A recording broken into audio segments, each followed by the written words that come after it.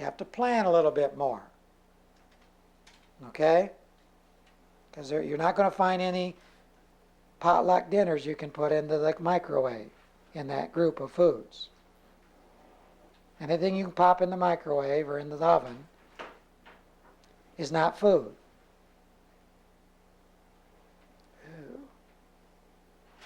All right? So you're going to have to think about these. You're going to have to read labels and look at these things. Some of you look like I just stuck a knife into you. And most of the population would be that way. But if you want good health, I mean, there's no respect of persons. We're dealing with laws here you can't break. If you want to get 120 years out of your body free of weakness, sickness, and disease, you're going to have to learn how to feed your body the raw materials that it needs to replace those cells when they wear out. Or you're going to end up with shortened life and weakness, sickness, and disease. And there is no respect of person, and there is no brownie points with your Creator. It doesn't matter how good of a ministry you have. It doesn't matter if you can lay on hands and raise people from the dead. They're not going to stay alive very long if they don't obey these laws. They might rise up, but they're still going to die, and everybody's going to die.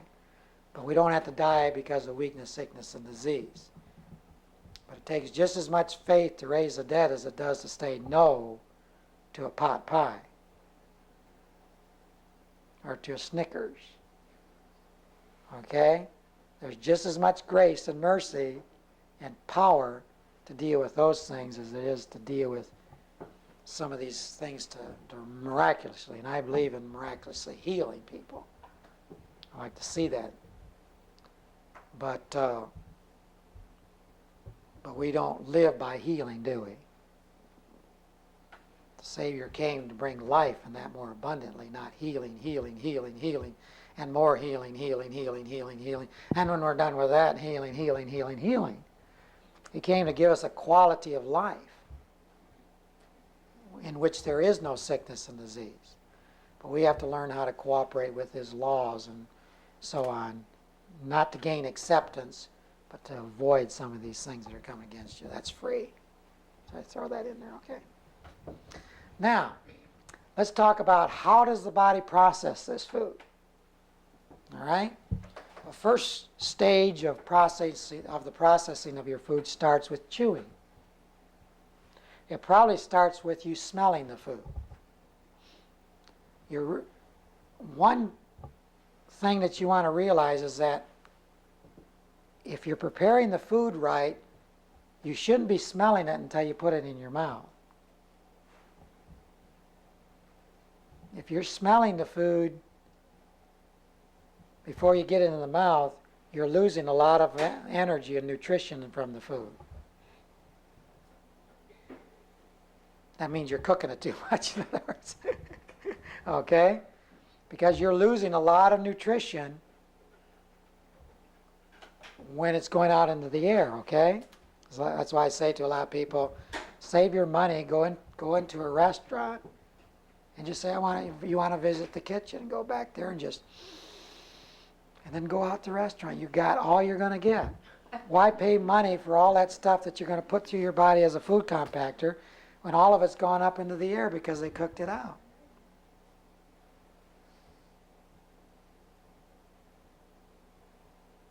All right? See, what you're smelling is nutrition. You're smelling life escaping from the food when you're smelling food. So you cooks, take some big whiffs. Enjoy it. People come in, don't you come in and doesn't it just lift you up just to smell it? See, because it's giving you nutrition. Through smell, you're picking up nutrition out of your food. That's where it starts, up here with your nose. Okay? So you might, can't you see a new trend now? The first church of smellers and sniffers? And they're not going to eat their foods anymore. They're just going to burn the plate down there and just sniff. See, so don't go on a tangent, okay? I'm not trying to make a new rule here, a new church, okay? I'm just trying to emphasize an important aspect of this body and how it works. So the smelling is one of the ways also that the body analyzes the food to prepare the digestive system for processing of what you're going to eat. Smelling is a very important first step of that. It's learning a lot by what it's smelling. Oh, this is this type of food. Oh, I see that smell. And the brain says, get ready down here. We got some of this coming and this coming, and we're going to need these enzymes. We're going to need these digestive juices to handle this. And then taste. You got to mix that food real good in your mouth to bring out the taste. You got to mix it with that saliva, because that saliva, as it mixes with the food, it's beginning to break that food down, and it's pulling things apart so it can be analyzed. Under your tongue, then that saliva moves in under your tongue. Aren't you just drooling now, thinking about something? And it's moving around in there, and there's a little analyzers in there that the brain is using to find out what is going to be needed to complete the processing of that food, to get what the body's going to need to the bank so that it will be ready for reserves to use to replace your cells when they wear out. Aren't you glad you don't have to figure all that out? All right? But if you don't chew it long enough, and you just boop, then all you got was the smell and the taste. And that's all the body's going to be able to work with.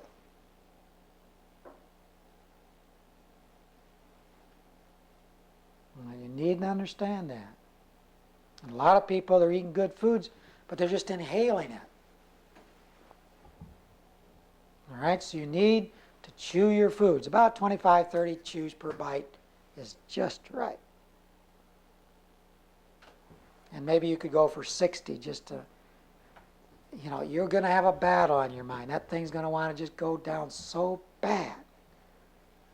And our habit is so bad. We just put it in, down it goes, in, down. And, it just hasn't got a chance to analyze it at all.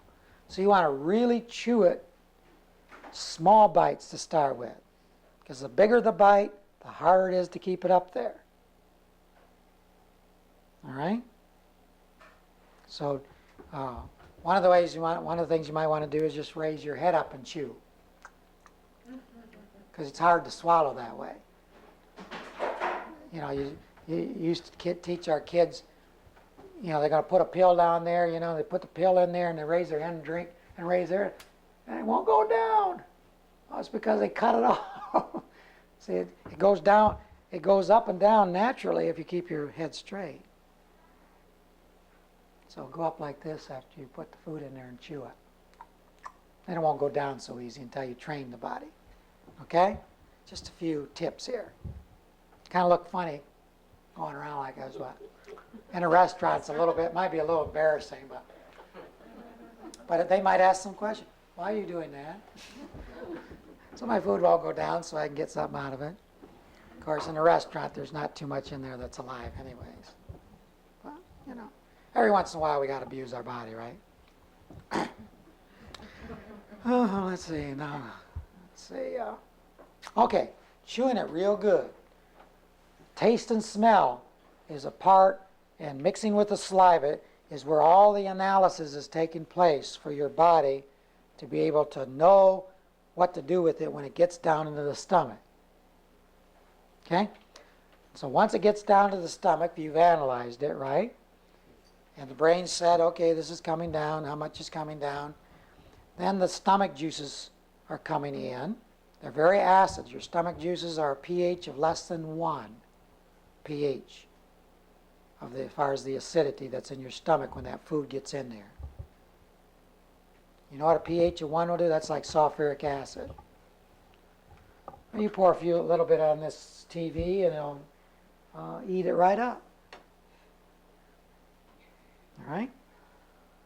So the first stage of breakdown is acid coming in, mixing with your foods, which completely dissolves it.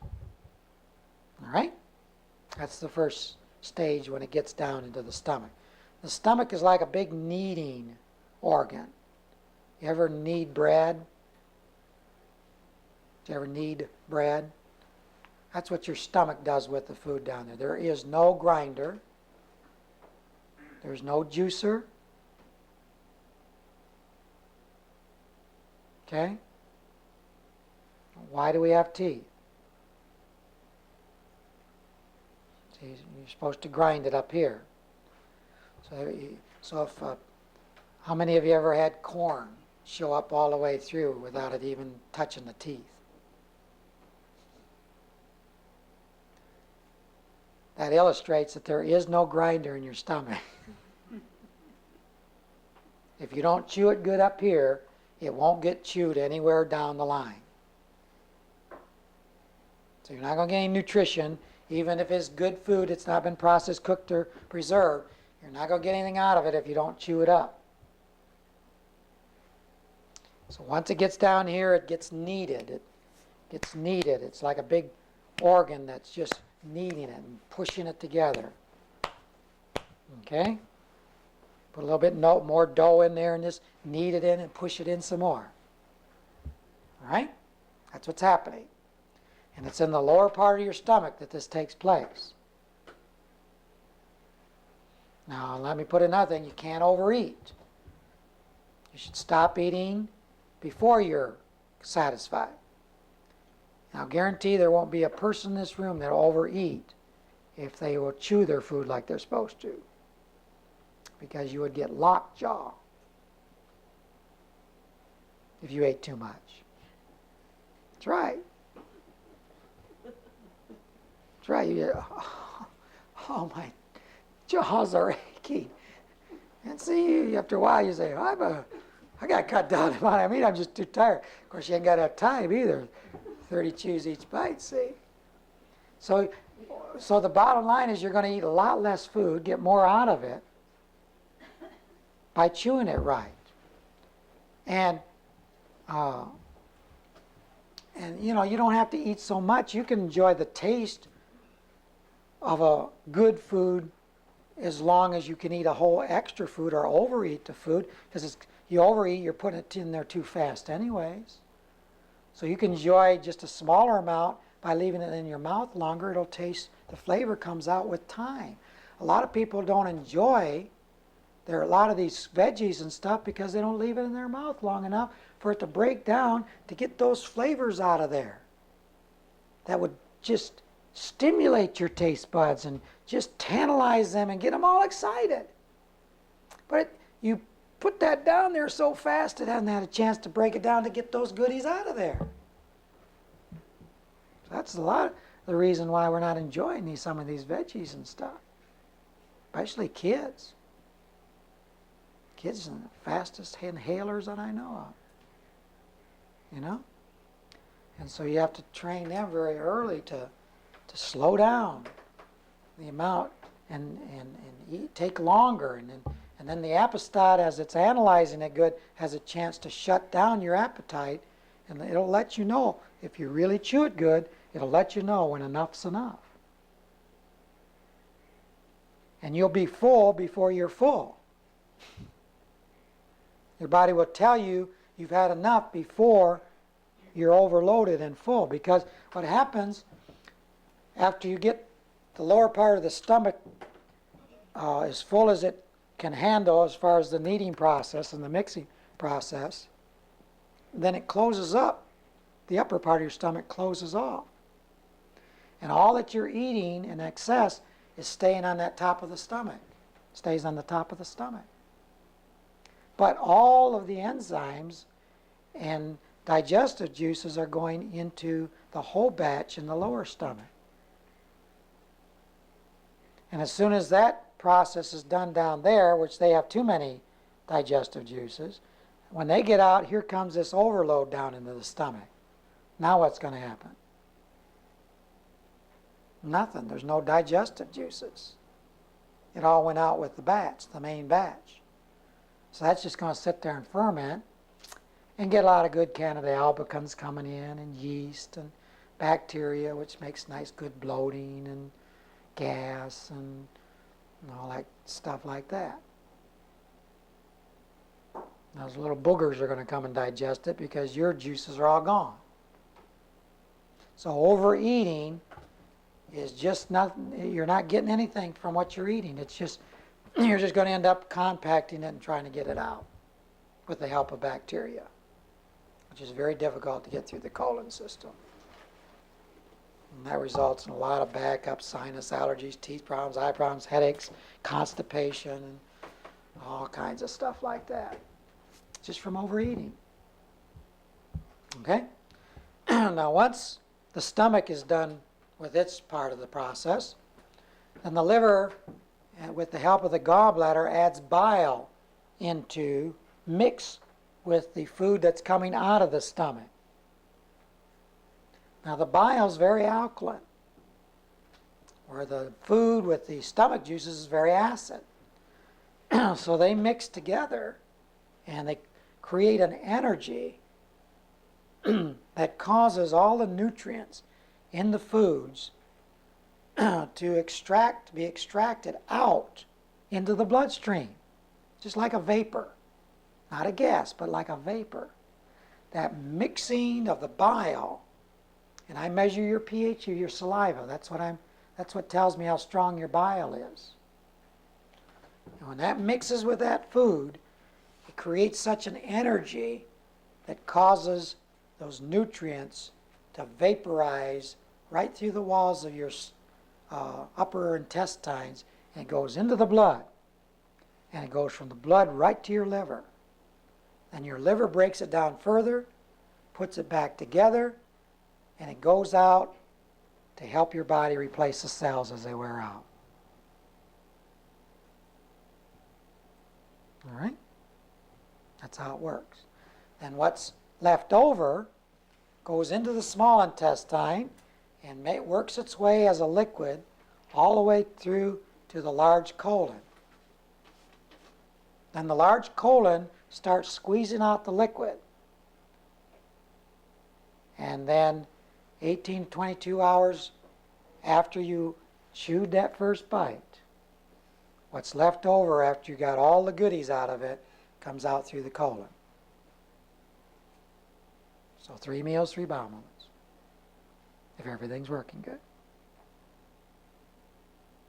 Okay? Now that's how your body processes your food. How long does it take? What you ate today will take 24 hours before the liver's done with it. At least 24 hours before the liver's done with it. You can expect about 45 hours before your cells will get to where they'll be able to use it. That's why I said earlier, what you eat today, you're not running on it. Except for the few calories that's in there, 5% is all you're getting from what you're eating today. Unless you're using food as a stimulant, as something that just stimulates you to kick your adrenals, and it acts like a drug in your body when it's not a food, and so it fools you into thinking you're getting some extra kick from it. But all you're doing when you don't eat foods, with the qualifications that we gave it earlier, all you're doing is using these substances as drugs, and all they're doing is pulling from your reserves. And the energy you get from Snickers is not from Snickers. The energy that Snickers is getting to you or from you is from your own bank. The Snicker is just holding up your own reserve bank account and saying, give me some energy. But the Snickers never gave you any energy. They stole energy from you. All it did was act like a gun. All right? So remember that. You're robbing your own bank. And you even paid for that Snickers too. Snickers, coffee. Could be anything. Coffee, pizza. I haven't even picked on pizza. I was going to try to get through the whole night without picking on pizza. Pizza's one of the worst ones. But I mean, it takes dynamite to get pizza through the colon. Literally. I guess peanut butter and pizzas are probably neck and neck as far as competing for the best plugger up of your colon. Okay? Now, that's how it processes it. Now, if you have problems with stomach digestive juices, if you have problems with your gallbladder, if you have problems with your liver, then you're going to have digestive problems, even if you eat good and chew your foods good. See, what a lot of people I'm having to work with them on cleaning out their gallbladder because it's interfering with the processing of their foods. See, the gallbladder is supposed to store extra bile to mix with foods that have oils, fats, butters, and things that are fried and stuff like that. So when you eat fried chicken, it takes a lot of bile from your gallbladder in order to process that fried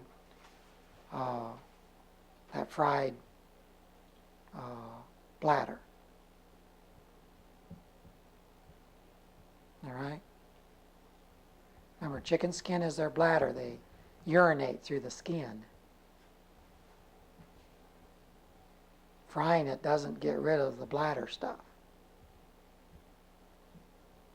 It just roasts it a little bit.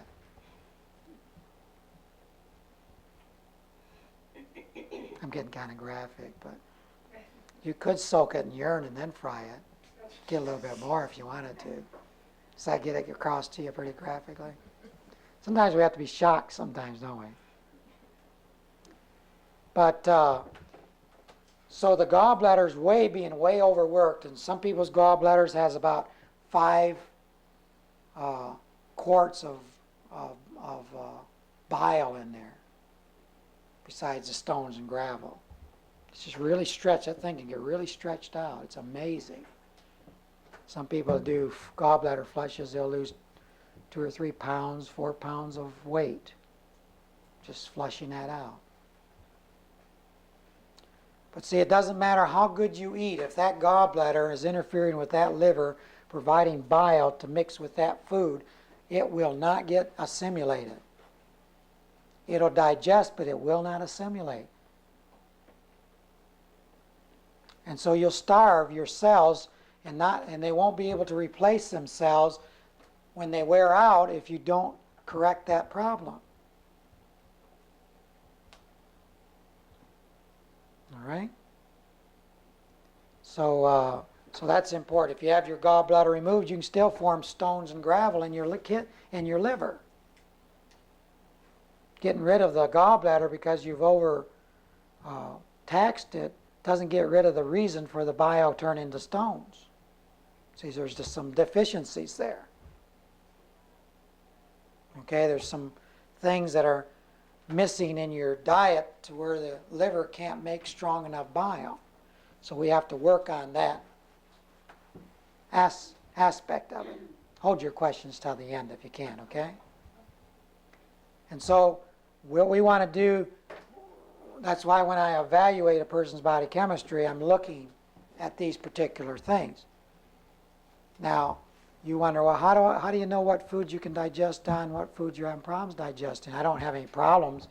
I don't have any bloatiness. I'm not getting any gas or something from these foods. Why do you say that I can't digest them? Well, see, each food requires a certain amount of energy in order to break them down. Your hardest to digest foods are your meats, then your nuts and cheese and eggs, and then your grains,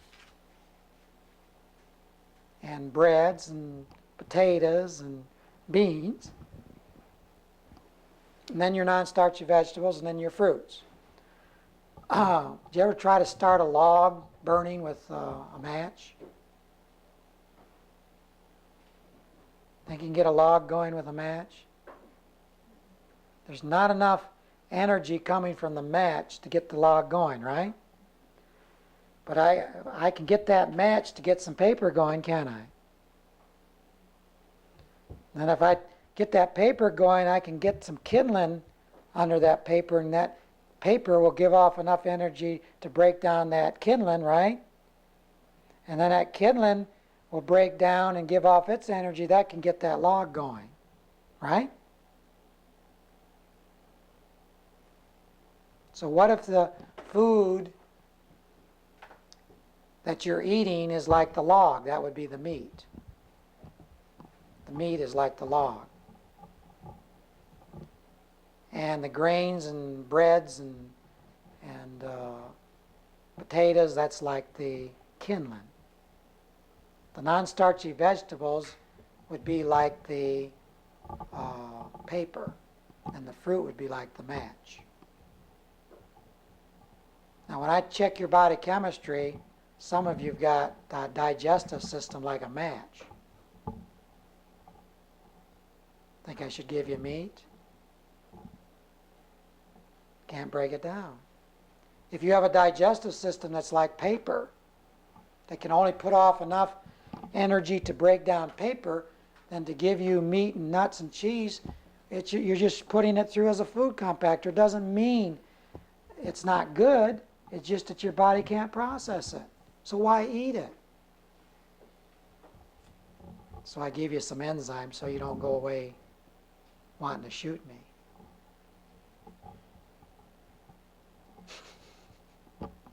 Because a lot of people, when they come in to me, look at their digestive system and say, man, they're starving. What can I get them to eat? I mean, they can't. If I take them off everything, they're going to shoot me. Or they get very angry anyways. So then I try to suggest you take some enzymes to help you out a little bit so you don't have to go off all foods. But see, different foods require different amounts of energy, just like vitamins, minerals. Some people say, well, Don, I need this. I read in a book and I need this iron. I says, yeah, you need iron, but iron's like meat. I don't say this to you, but iron's like meat. And it takes tremendous amounts of energy to process iron. And if you take iron and you don't have enough energy in your digestion and assimilation system, it won't get in. I don't care how much you take. And all you'll do is be wasting your money, plus you're just putting extra iron in there that's going to just end up causing an acid reaction.